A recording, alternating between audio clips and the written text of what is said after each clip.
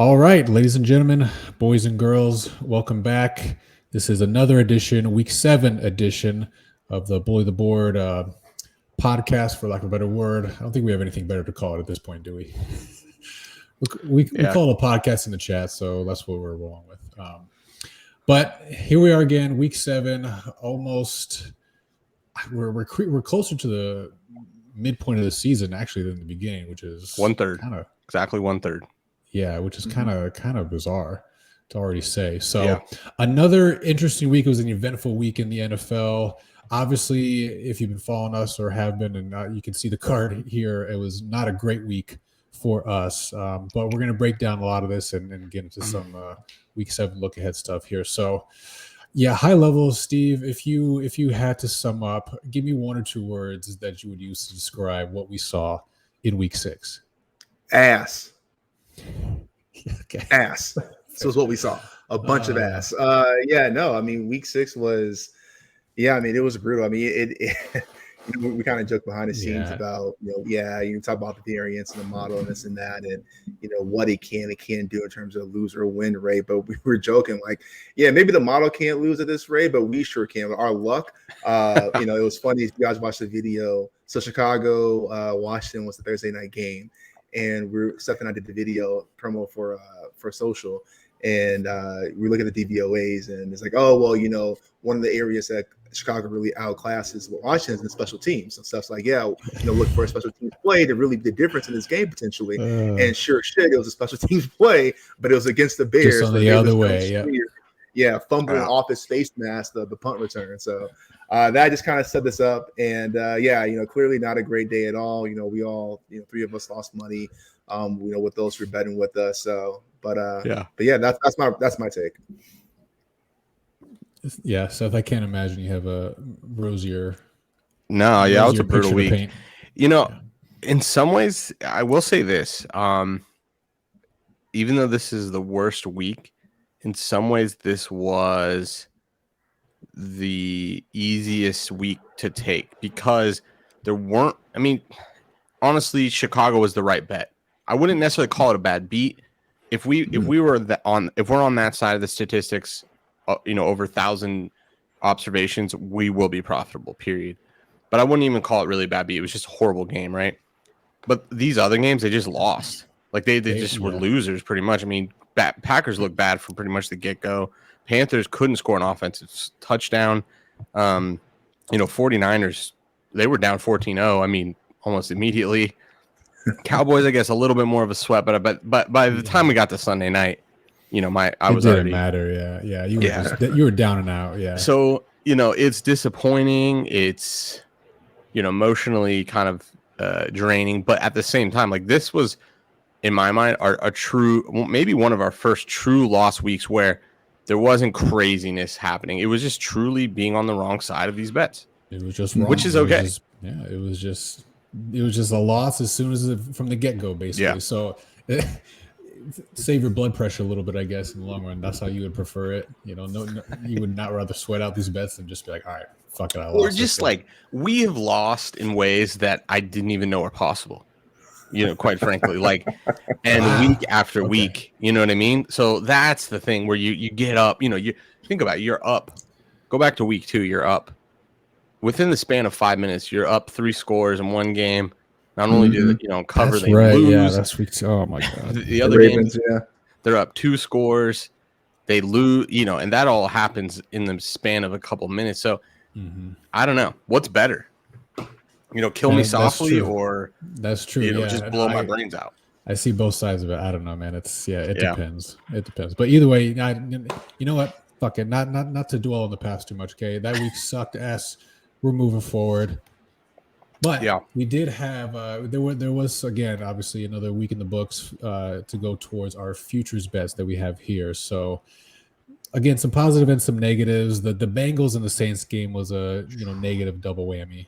Of course, which was so close to being a positive double whammy. I know. It was right there. It was right there. No starting wide receivers. None. Olave out. Mike Thomas out. Landry out. Yeah. Yeah. That's crazy. I don't even know how they even made it a game or got up on them as much as they did. It was wild. So, yeah. All right, Seth. If you, I mean, what any with another week in the books, man? How do you break I can't down tell you how good I feel about having just one more week of information. If the model bets on Panthers again, I'm going to scream and shout that we veto it. Like there's no way possible that they're just dead. They're dead. And I think they're wanting to die at this point. So that is under 6.5.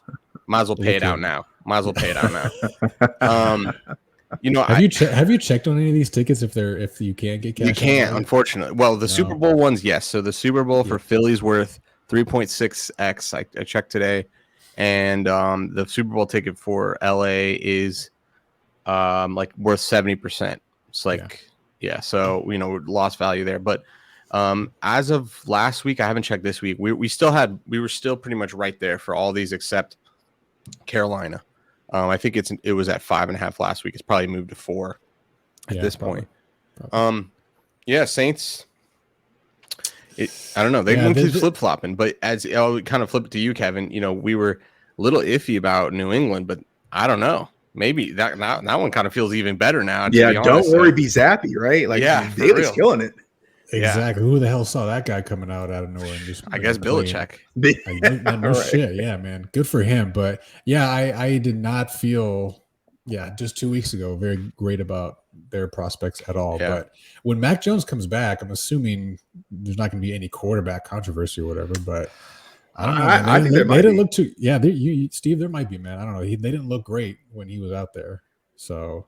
That one's interesting. We'll see how that plays out. But wouldn't it be Belichick though? Be like, fuck your draft pick. Who's winning right now? Now that'd be classic Belichick. That's how Brady got started.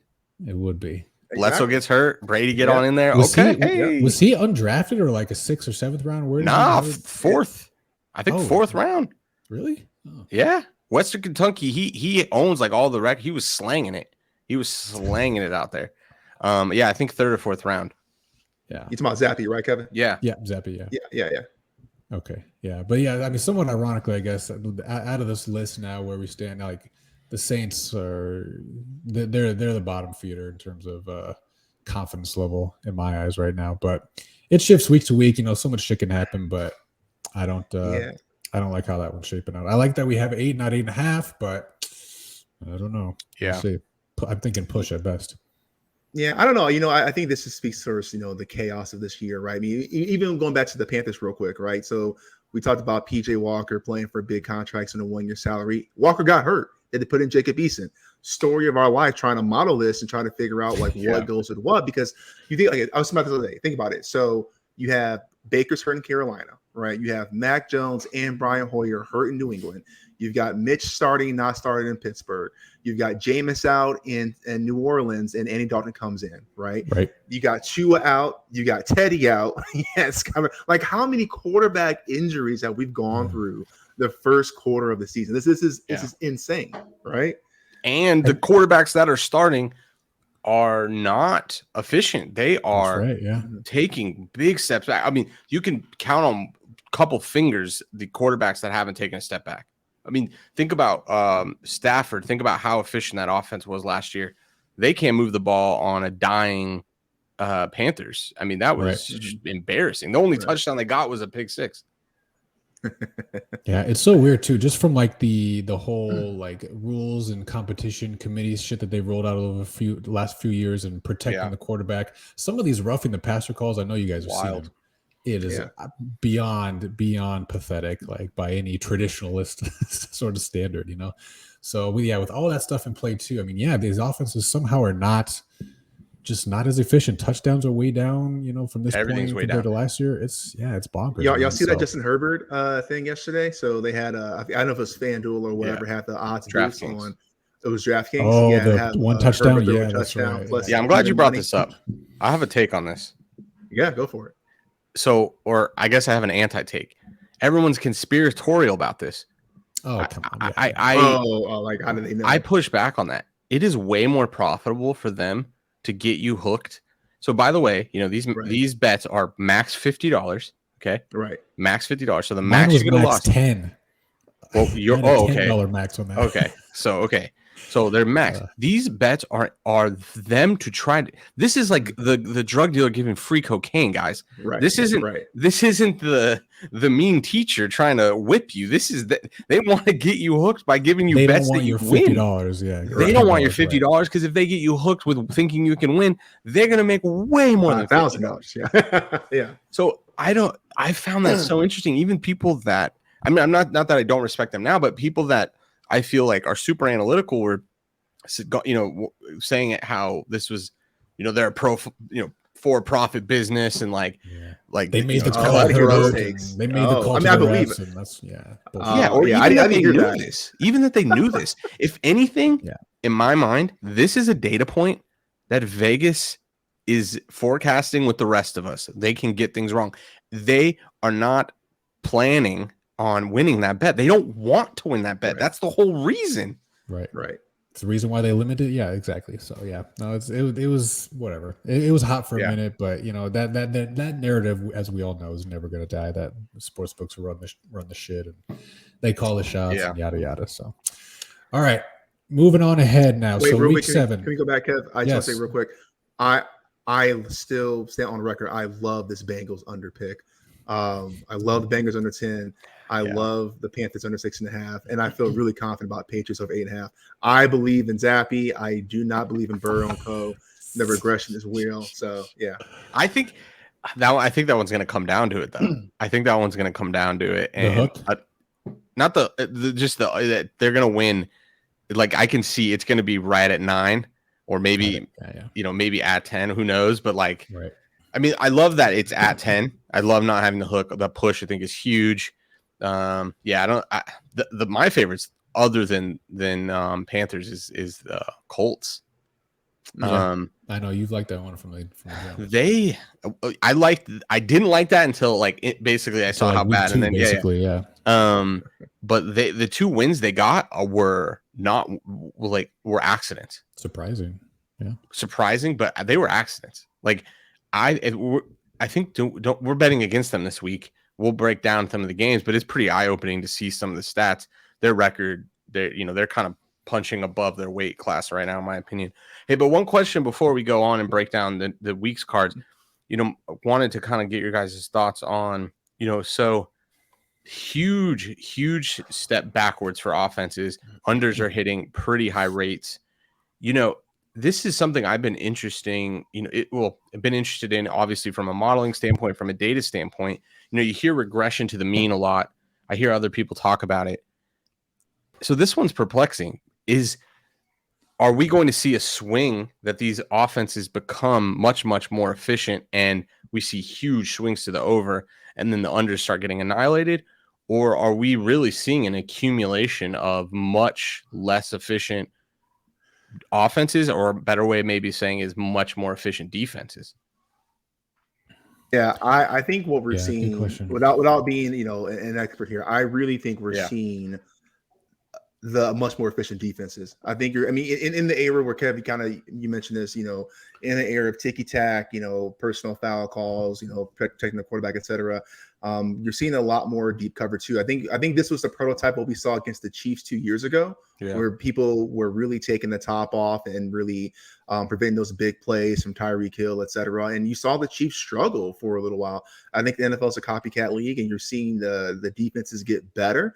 I think that's a big part of why you're seeing these teams not be able to score. Now, some of that I think to your point, Seth, some teams will get, like the Broncos. I don't think the Broncos are going to continue to score at this clip. I think Russ is going to figure it out, get comfortable, and get some timing down. Their offense will improve. But as a league-wide thing, I think you're going to see Vegas adjust first, and the unders will be lower, and then you'll see a swing towards more overs hitting as Vegas kind of compensates. Yeah. What about you, Kevin? Yeah, I generally agree with that. I think you'll probably see the upper echelon teams and quarterbacks come around, generally more quickly than the rest of the league. And just in a vacuum, like using the Cardinals as an example, they have not been a good offense basically since week 12 of last year. Yeah. And it's not, part of it is because defenses, I think, have figured them out. but there is clearly a top-down, like systematic dysfunction. And it's so there's multiple, I think, facets to it. You can go team by team and probably break it down a little bit more, but you mean we're seeing it league wide, so that's the most interesting thing. And to your point, Steve, how did we get to these high last year was the most scoring season of all time, accounting for having an extra game. I think that I agree, defenses are making adjustments, but these aren't, it's not like they added a player, right? These are adjustments that have existed. And I'm just so surprised by week 6. We're not seeing the chess game, right? Okay. Defense make the adjustment. It's important. It's impactful. This is the NFL. Where is the redirect? Okay, they're doing this, then this is how you attack that, and let's go for it. We're not seeing that at all. We haven't yet. I think we are though. I used it. Okay. I used the Chiefs season ago. So, and I'll pull the stat, but there was some stat there. They were looking at this actually. I think there's like a Football Outsiders or ESPN article. Someone wrote about this, and they were talking about if you look at this season, cover 1 formation is like 25%, something like that. The lowest it's been in like 6-7 years, right?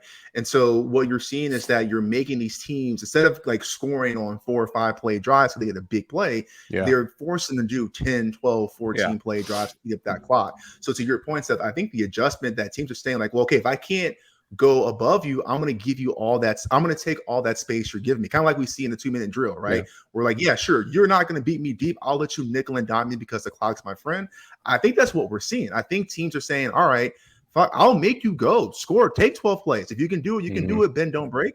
And maybe that's what we're saying. Now, to your point, will they figure out cover too high? Will they be able to figure out how to bust big plays? Probably.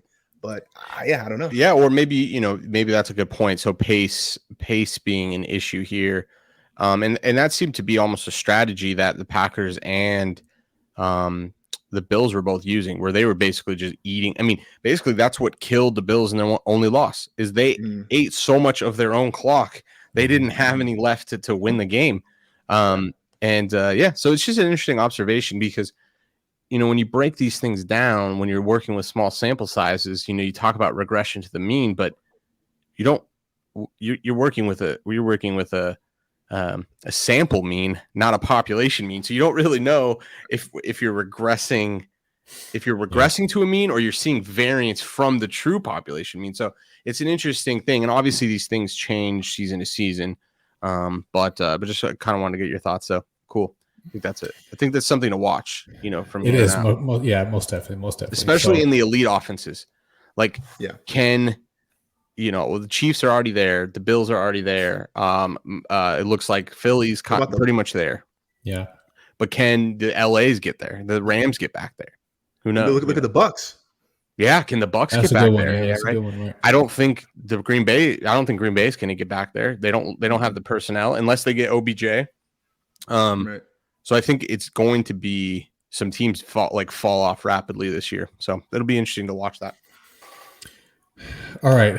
Speaking of falling off, getting back on the wagon, baby. Week 7. Let's fucking go. All right, 5 picks for this week. You guys see the card there. We have it up, of course, on social medias. By the time you see this video, on YouTube, it'll be up. So, somewhat interesting slate. I feel like I felt this way a couple of times already in past weeks, so this probably isn't saying jack shit, but I like how the model picked this week. Let me phrase it that way. So let's just kind of break down a couple of these real quick here, and we'll just probably go from top to bottom here. So Cowboys, baby, and the Detroit Lions. So Cowboys -7 is the play. I think that's still consensus. I don't know when these screen grabs were. These are right before recording, so these are as fresh as you're going to get. All right, cool. And this is a Wednesday night, so midweek. So -7. I mean, optically, this makes a lot of sense, but maybe in your eyes, Seth,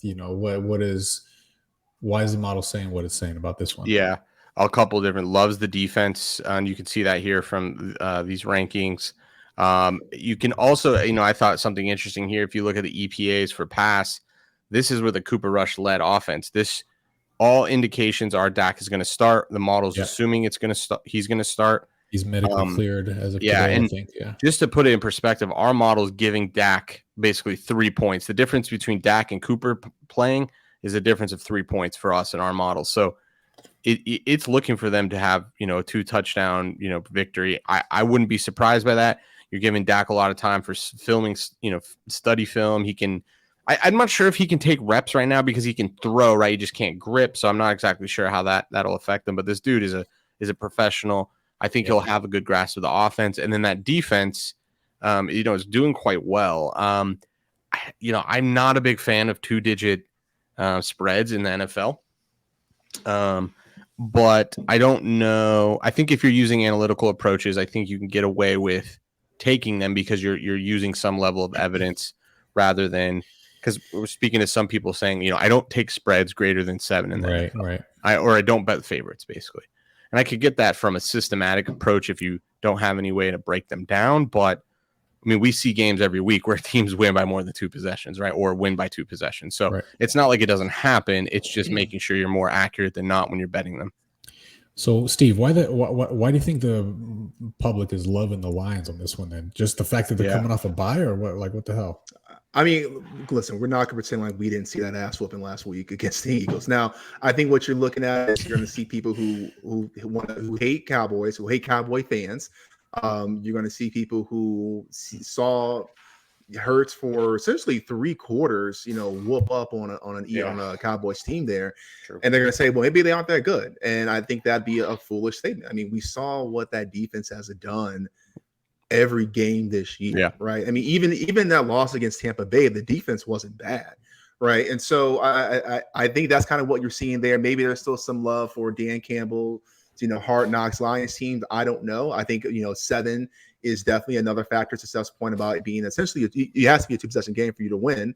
Somebody don't go for a 2-point conversion for no reason after a touchdown. But I think all those things kind of played in place. I don't get it. I think the Cowboys are the clear favorite here. I think 7.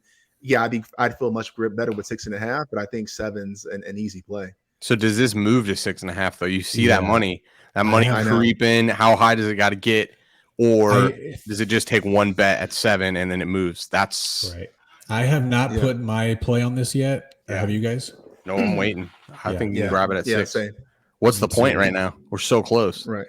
Yeah. Right. So if it does, I'm all over it. I did look for buying a half a point. Yeah. What is it? I was just going to say minus 140, but I'm like, really? and I thought about it, but I'm like, I'm with you, Seth. I think that at this point, with seeing this distribution, I think that we can get just a little bit more. Look at that 105. So I'm surprised they're charging 35 cents on the dollar for that's. But that's a key. That's a key.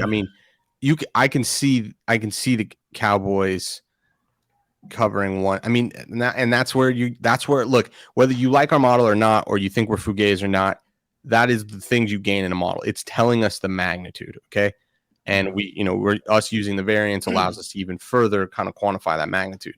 So it's positions like this because we've bought points 4 times. We've lost 2 of them, but in the other 2, no one's pointed this out. They went from pushes to wins. So do with that what you will, right? And then other times, yes, we've lost a lot of games, but games where we didn't buy the hook or whatever they've actually covered, right? So, I feel you. Yeah, this will be an interesting one, but let's go Cowboys, baby. All right, next one up, Ravens and Browns. Wait, can we go back there? I just wanted to show that. Oh, yeah. For the offensive EPA for passing is negative for Dallas, but slightly positive for the Lions. I found that really interesting. I didn't get a chance to dig into the injury report, but I know St. Brown was out. But they're coming off a bye, so I'm assuming they may be getting healthy. But it looks like they're slanging the ball with some efficiency, and so I would hope that Dak can kind of get back to at least those levels, right? That's kind of because obviously, however many weeks Dak has been out, that EPA is factoring in Cooper Rush. Yeah, it's just Cooper Rush performance. Yep. So, there you go. All right, scooting on down. Ravens and Browns. We got Browns plus 6.5. Yeah. On this one, I don't know. This one feels less cozy to me. But Steve, curious. I mean, what even just strictly from like the public space, public perception too. I mean, they're riding, and I would not be shocked to see that money distribution continue to creep further towards Ravens, and maybe that line even moves to plus or to -7. So, what do you? I mean, how do you break down this one? Yeah, I mean, the Ravens are the better team, right? They're no ifs, ands, or buts about it. But I think I actually feel okay about this game. What I foresee happening is what we've seen happen 3 times already with Baltimore. At this point, like, in baseball, they're saying like there's the yips, right? Where there's something that happens where you just can't do the basic shit right anymore. And it's a mental game. And when you blow 3 double-digit leads in the fourth quarter of all 3 of your losses, how are you not shook? If you're in the Ravens locker, how are you not shook? You're in your own head for sure about it. Yeah. Yeah. There's no doubt.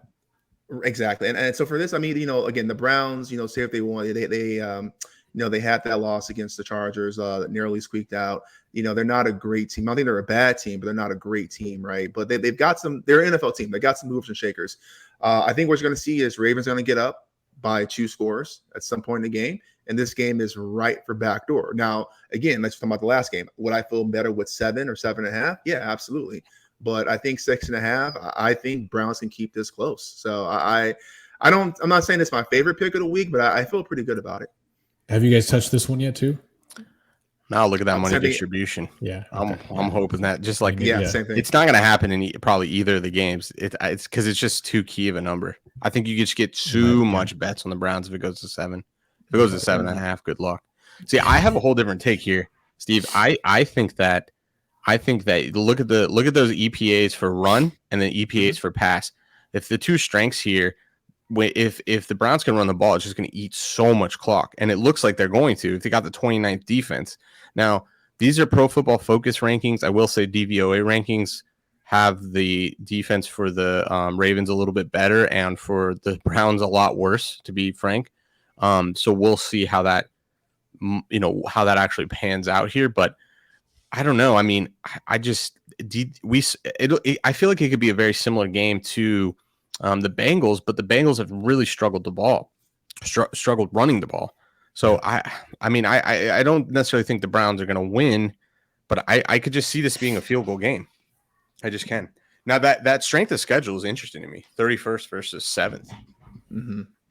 So I guess it's saying Browns haven't played anybody, which is disturbing because they've been, they gave up how many wins? They've given up 2 wins. When you're talking about shit in the bed, the Browns have shit the bed almost as bad, if not worse, than the Ravens. Yeah, at least by them, it's somewhat expected. Considering they got their backup guy in there, and until Deshaun and Watson gets back, I don't think you ever expect to shit the bed in the moment.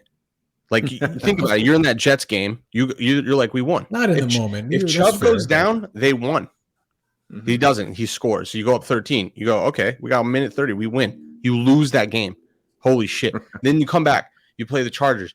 You get the ball. They give it to you. They go for it on 4th. They give it to you. They give you a Christmas gift in October, and you go down the field and you kick a fucking field goal and you miss it. I don't know. If anybody, I'd be demoralized by that. Because I'd be like, we can't even win the games that we won. I know you're demoralized by week 2 still because you brought it up. So I'm just saying, both of these teams have given up wins. I guess maybe the Ravens have done it in a more dramatic fashion. I don't know. This one's interesting. I don't know. Do you guys think it'll move to 7? I would be shocked. That would surprise me if it did. Yeah. I see too much action on the other side. Yeah, I can see it moving 7 for a hot second. I don't think it will happen until Friday or Saturday, like when people are really focused in on getting their bets for the weekend. I think you'll see it for a little bit and then back down. But to your point, Seth, about the strength of schedule, I do think it's kind of weird because the Browns, right? So the Browns have had the Panthers, right? Yeah. The Jets, the Steelers, the Falcons, the Chargers, and the Patriots. Now, Patriots and Jets might be better than we Might be originally good. thought. And Right. Atlanta, throw Atlanta in that list too. And I was Atlanta, thinking the right? same And thing. then people still think Chargers are supposed to have a chance, even though they've been kind of shaky here and Yep. there. But that's supposed to be a good team. So really, you're looking at the Panthers as the one bad team, and then the Steelers, we know, they're probably not going to do much. But you look at the Ravens, right? They've had the Jets as well. They've had the Patriots as well, right? So they had the two common, folks, and then of course the Bills, right? They're a good team. The Dolphins are a good team, and then the Giants, who they actually might be better than we think they are, right? One of those New York teams that are, 5-1 or whatever. So yeah, I know. I think for the strength of schedule, I think it's interesting that they're 31st, but I think that's a lot better than what that number actually means. Yeah, so these are not adjusted for sure because, like I said, the DVOA ranking for the Browns defense is like I know it's a bad number. It's in the top. It's in the last 10. I know that. Really? So it's funny that they have them 8th here. Pro Football Focus. I guess you need to focus a little bit more. But I mean, look at these snaps. I mean, that's the interesting thing here. 72 snaps here for the Browns, but they got that's a big EPA for a run. So that's interesting to me because if they're just going to slice and dice and run and run and run, I mean, that eats up a lot of clock. Yeah. And then Lamar got to do chaotic things. Whoopsie daisy, you turn this ball over, when you got a spread of 6.5 and divisional game, so on and so forth. So yeah, I like this one. But yeah, I don't know. I almost like this money line, but yeah, we were only doing spreads. Plus 6.5. Okay, do it. Moving on, baby. All right, Colts and the Tennessee Titans. Yeah, this one is just definitely the most ugly game on the card. Like it's just nothing about this is sexy. I love this. This is my favorite pick on the card. Favorite. Okay, that's good. I'm glad somebody feels good about it. Yeah. I look at this and I'm just like, I just think ass, like you said at the start, Steve. Just everything about this is ass. Give me the ass. I want all of it. I mean, Tennessee played the Colts 2 weeks ago and then a bye. The preparation on that is right there. They've already prepped. They're already right there. Then they get a whole week to go back to something that was right fresh in my. I mean, it'd be like if only college was like this. You say you got to take a test on a Tuesday, and then the final was the exact same test from last Tuesday. Life would be pretty good, right? You already know what they do. You already know what they can't do. The Colts are more injured than they were when they played them the first time. The Colts couldn't do anything in the first game. This is Tennessee with more rest. What Tennessee will do from here, I don't know. But at this spot, this early, the fact that they just played them 2 weeks ago, I like this a lot. And at 2.5, wherever, I like it. I like it. I don't understand people betting the Colts here. I mean, they threw up a Hail Mary and they were lucky enough to get caught. They beat a team that they shouldn't have beat, but a divisional game. Then they beat the Chiefs off of a 4th down call on a ref saying that one of the players basically said something, which is crazy, and they scored off. Right? I don't know. I think the Colts are frauds. That's kind of my take here. Look at those run percentages. This is supposed to be the best run offense, best offensive line in the league, 32% of the time. And Matt Ryan is throwing the ball away like he doesn't even want to beat. He doesn't even want to own a football. So I don't know. I love this game. I think Titans tighten up big time. And this is in Nashville, which I don't know is a big deal, but I think if I'm not mistaken, it's cold streak gone through that area. So it's like abnormally cold there in like the 30s. Weather-wise, yeah. Yeah. I mean, to that point a little bit. I mean, the Titans have won 3 in a row, man. Like they started out looking. They lost to the Giants and they just got demolished by the Bills. But then it's like, all right, I mean, they haven't beat. I mean, yeah, they beat the Colts already. Whatever, they beat Commanders. Nah, but it's hard. Vegas, I mean, beat Vegas, but nah. But is it man? Is it man? I mean, that was early games, but we're starting to learn that these are maybe if they're middle of the pack teams. I classify it as meh. Yeah. Okay, man is then. But yeah, 3 in a row. It's hard to do 3 in a row. I don't think, no matter how you And slice it. no one's talking about them. No one's talking about it. Everyone's saying plus money. You can get the Jags. The Colts are horrible, but no one's saying anything about Tennessee. So, Steve, I don't know. I mean, tell me I'm crazy.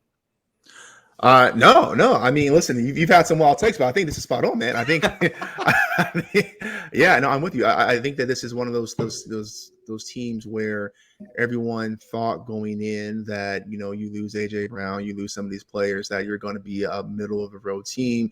Tannehill's not going to be slinging it. It has Derrick Henry taking a step back with no offensive, no receiver threats. Can you stack the box and slow Henry down?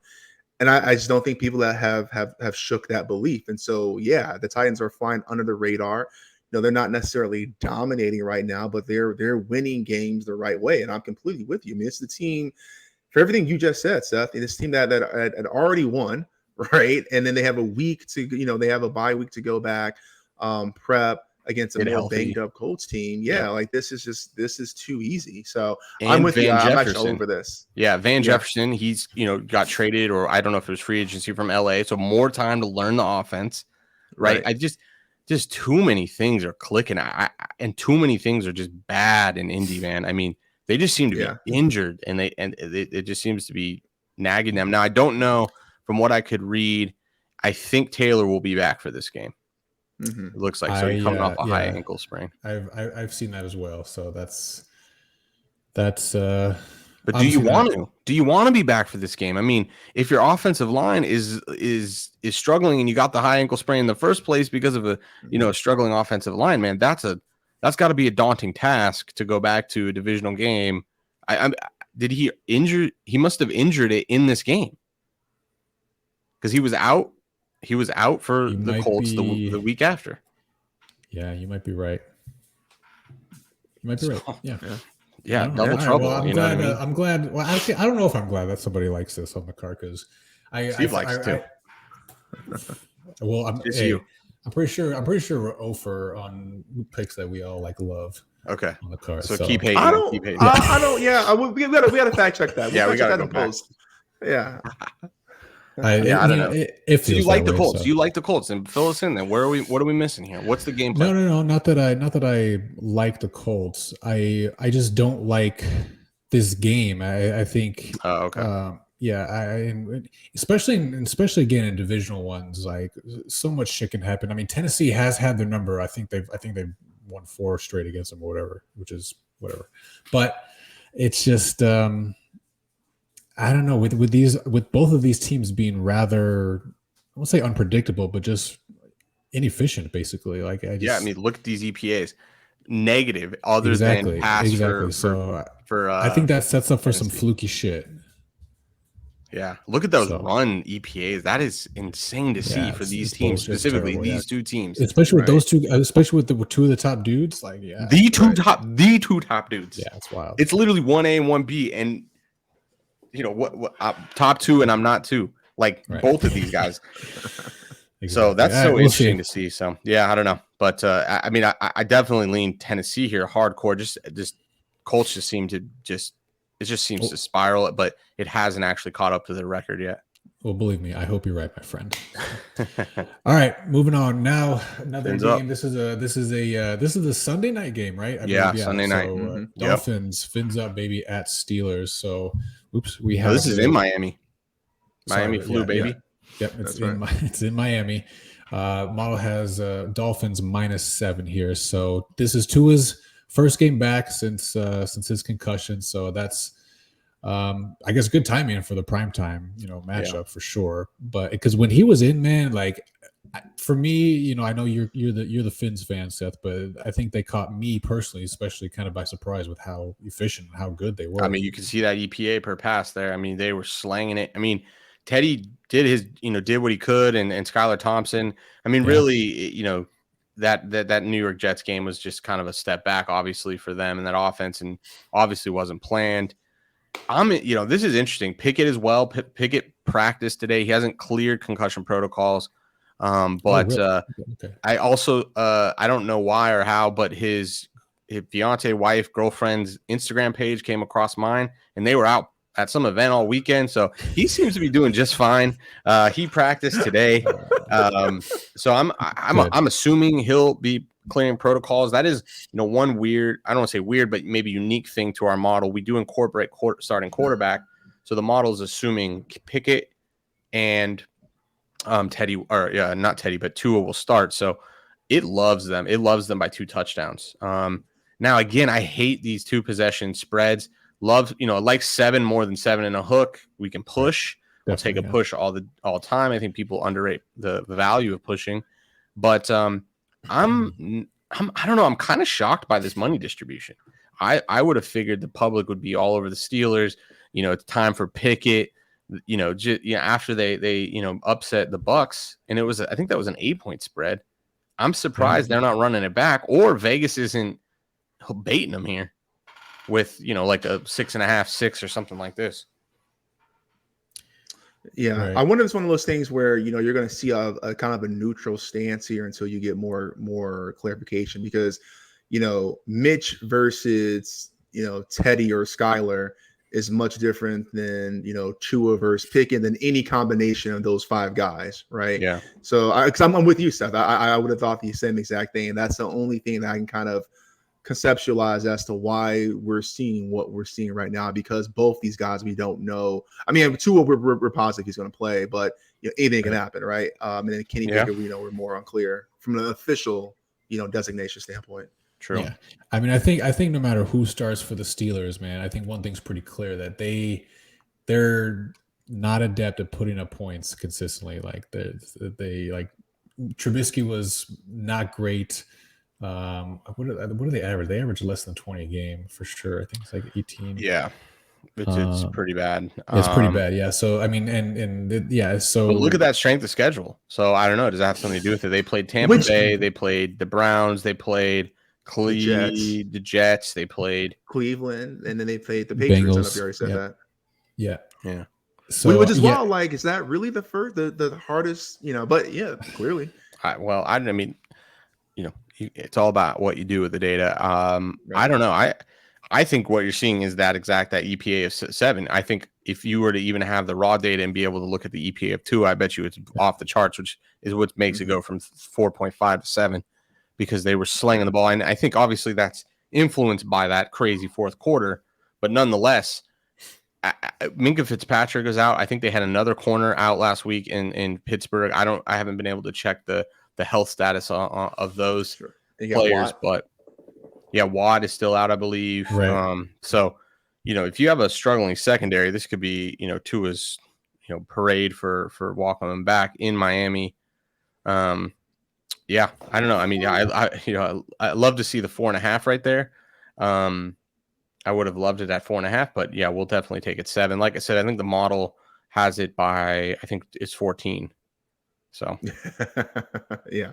I'm with you, man. I definitely, hopefully get the matchup that they were going to get here. But yeah, I don't have much faith right now in the Steelers. I know they had that win over Tampa Bay, but we really got to start questioning ourselves. 6 games into the season. Is Tampa Bay good? Right? Are they those dudes? And I don't know that they are. And no credit taken away from Pittsburgh, but to your point, Kev, Mitch was the one who had that game-winning touchdown drive because Pickett was in concussion protocol. Yep. So that's why there's so many moving parts here. So we'll see. Yeah, I know it's interesting. I mean, go ahead, Kevin. Yeah, I was gonna say. I mean, and it didn't matter so far. It hasn't mattered a ton in terms of who's behind or who's under center for the Dolphins, man. Again, the EPA is relatively strong for them, but and Tyreek and Jalen Waddle, I think, are in the top 5 in total yards receiving so far for the year, which is that's pretty wild. That's hard to do. So I don't think that's sustainable. But those two dudes are ballers for sure. So. Or are they doing that despite not being 100% with quarterback play? Yeah, I don't know. Right, I don't know. Hopefully, Finn's by 1 million. All I know is Finn's way up, baby. Finn's way up. Let's go. Way up.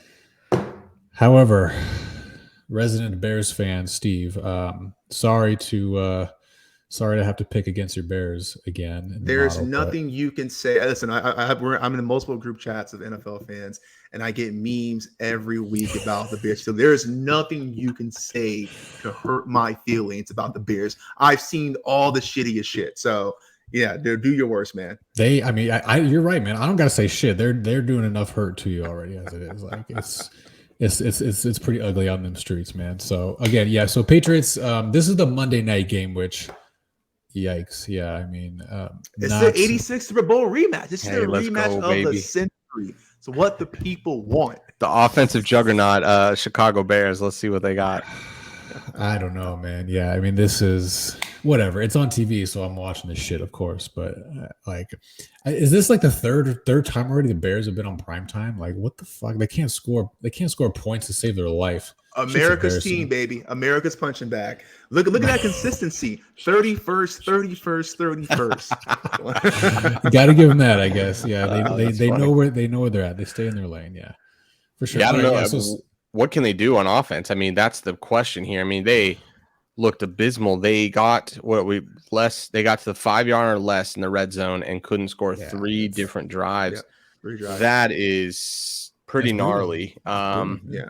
So now, listen, I will say the last drive of the game. There's no moral victories. The last drive of the game, they essentially really should have scored if Mooney doesn't bobble that ball in the end zone and then recatch outside the end zone. But they shouldn't have been in that position to begin with. But stuff to your point, what's happening here, and I called it at the beginning of the season. The Bears have no O-line. Like the three of us right now could play O-line better than the Chicago Bears, and Fields is running for his life every play. So yeah, they can't throw the ball. I mean, speaking of memes. Josh Allen, I think he has like 1,960 passing yards so far during the season. He has more passing yards than the Bears' entire total offensive yards of the Bears. Like it's insane. We can't throw the ball. When you can't throw the ball, you're gonna run it. Yeah, we're good at running it, but if you can't throw, they're gonna stack the box. So the offense is just stuck in neutral, and it's we're gonna get exposed for sure. Yeah, and I mean, I think if you think about it, a lot of those red zone. The Bears only got in the red zone off of some big plays. And are those same big plays, missed tackles, going to happen on a New England Patriots, Bill Belichick coach team? Probably at a less rate than a struggling Washington Commanders. So, yeah, I don't know. This one almost feels too good to be true. And then I don't want to call it reverse line movement, but at 8, and this now has moved to 7.5 when you got, not to say most, but a fair amount of the money. Interesting there. I mean, like we said, it's always a dicey game in the NFL betting more than one possession, just period. Because, at the end of the day, these people are making millions of dollars to figure things out. And Justin Fields comes, ironically, it's got to be very painful for him to come from one of the most efficient, best offenses in Ohio State of all time, and then being able to do nothing. That's got to be gnarly. So yeah, and I think part of that too is you're looking at this, there's a lot of talks in Chicago about just change the offensive system. You're trying to fit this mold around him, what you think he would do, but take what he can do right now and make your system around that. And we're just not seeing it happen. And he's frustrated. The team's frustrated, understandably so.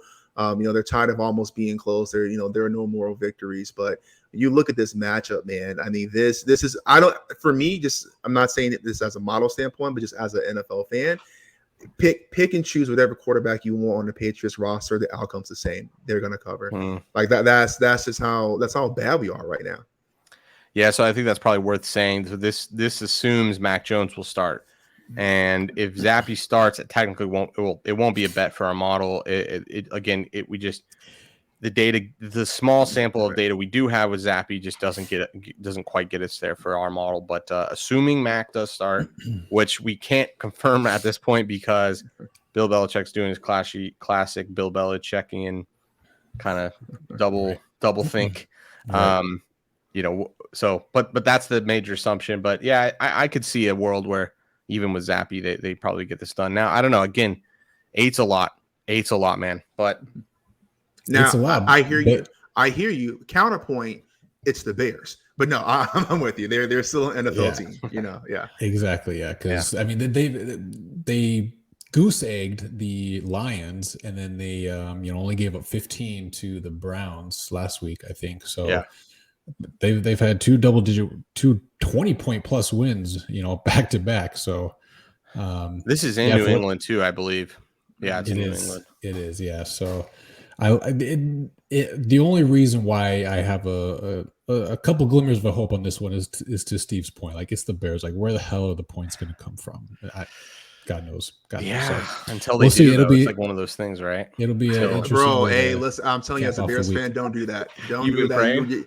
No, man. No, it's like you're gonna touch stuff for a world of hurt, man. I say that every week, every year. Don't do that. Not the Bears, but but in all seriousness, I don't remember off the top of my head, but I think we all remember, the Commanders, their defensive DVOA rankings were pretty poor, right? Yeah, like towards the bottom of the league. Yep. And we all had to sit there and watch that Thursday night game. That was supposed to be a get right game for Fields with a weak secondary of Washington, and he couldn't do it because he's running for his life half the time. Yeah. And the time that he can sit back and throw, he's got PTSD from running for his life, so he's jittery in the pocket. So I mean, if he can't get it done, like he can't score touchdowns against Washington, I don't see how he's going to get it done against the Patriots, and that's coming from a fan. So yeah. Let us hope. All right. So let me just recap real quick. Again, 5 picks here. Again, we got the card up. We'll have it up on social media. I know it's on TikTok already, but we'll get it up everywhere else here momentarily. If it's not, I think it might be. I'm not even sure. Losing track of days, but anyway. So I mean, it's going to be a good one. Like 5 plays is just based on where we've kind of ebbed and flowed since the start of the season. I like how 5 picks looks and feels. Like, it's not too many games. Like, any more than this, I'm like, oh God, Jesus, like this is gonna really just fuck my weekend up, or it's really gonna be like a euphoric thing, and anything less, it's like, kind of gives you a little itch, like, I wish I had more, but 5 is good. 5 is good. So we'll see how everything plays out. So, all right. So we started this last week. This is the second week we're doing it now. So, Seth, can you give just a recap of what we're doing with this and give a shout out to who we're calling out?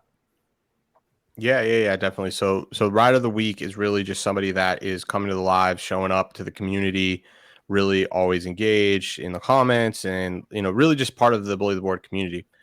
This person, Most Unique, big shout out to him. He's definitely been there from day one and is like super engaged, and so engaged that he built his own model from when we started all the way till now, and is like using it, and we use it, in the lives and discuss and things like that. So big shout out to Most Unique. Definitely.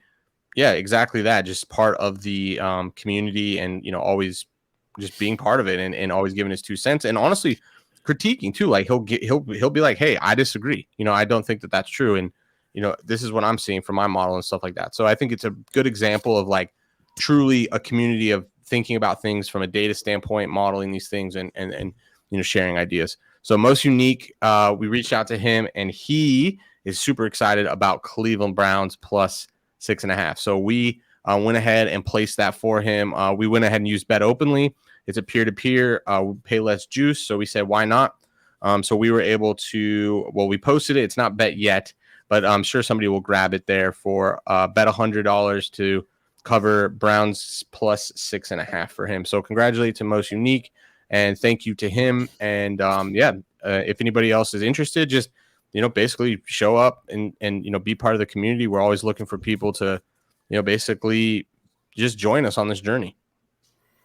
Yeah, shout out, man. Yeah, go Browns, baby. Browns 6.5. That'd be really dope. If we only win one bet this week, I hope it's Browns plus 6.5. Yeah. For sure, man. So exactly. I would love to. I'd like to be a Rider of the Week one day. Maybe I'll make a. Well, you get to bet all, Kevin. So I'll make a burner account, and then I'll just be like, "Oh man, I fucking love your motto, dude!" Like, "Oh yeah." Nah, just be on there. You got to be going. Just playing.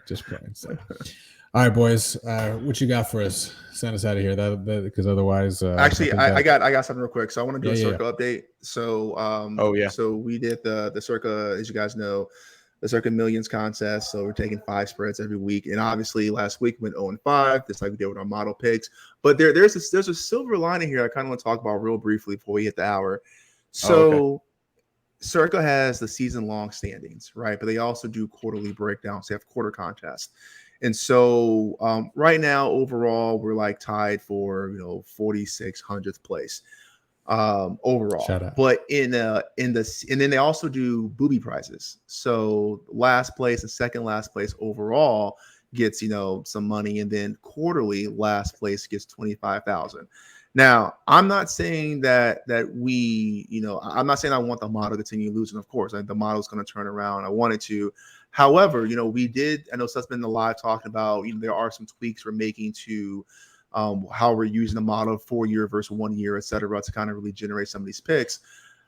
We might be in a mode where we actually might be better off fading the model for the Circa picks. Because we're tied for 71st for second quarter, 71st to last. So if you flip them, right? So right there. Last place is first place. Last place is first place. We're tied for 71st for the booby prize. I say we do it. Booby prize is $25,000, guys. I say we do it. I say we fade the model this week. Yeah, this is for 2 quarters, or sorry, for second quarter. So really, you're just looking at for this quarter standing. So yeah, I mean, we're going to give you guys our best picks for bring the card up, but Kevin. The 5 picks.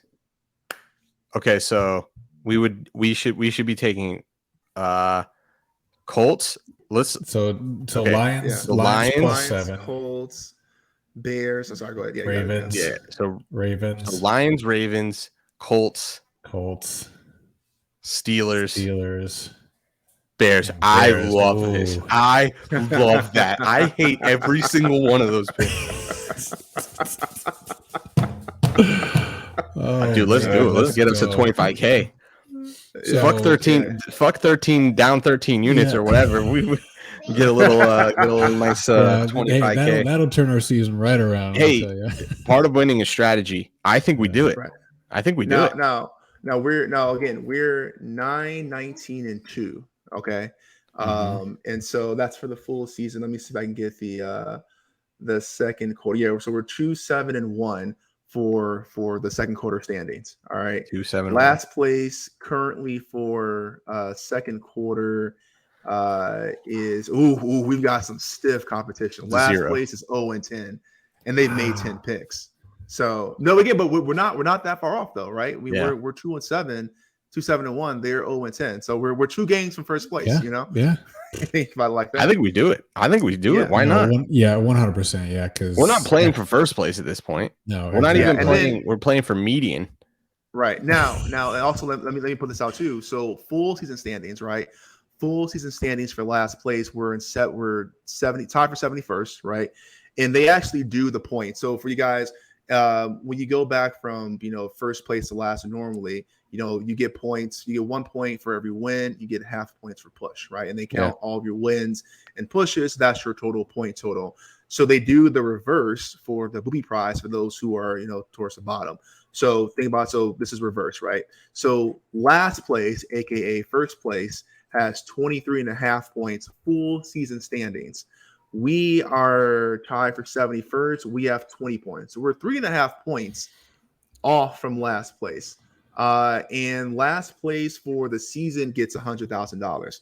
So you have 3 more chances per quarter, and then the last place overall season standings, 25K a pop and 100K for last place. So I think we have a lot of analytics that show that we should regress towards the mean here, which means that these picks should start to hit. So we should have a systematic way of fading.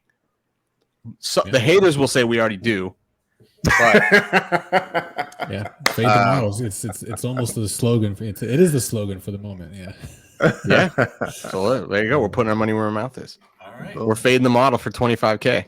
All right. Well, picks open tomorrow. So receipts, baby. I guess we'll see where those lines are though. They shouldn't vary too much, but I like this. Yeah, I think it's worth it. Steve. Yeah, good call, man. Yeah, appreciate that. All right, boys, that'll do it. So again, we'll see you guys win or lose, rain or shine. Yep. Next week at this time for a week 7 breakdown and a week 8 look ahead. Week 8 breakdown. Yeah.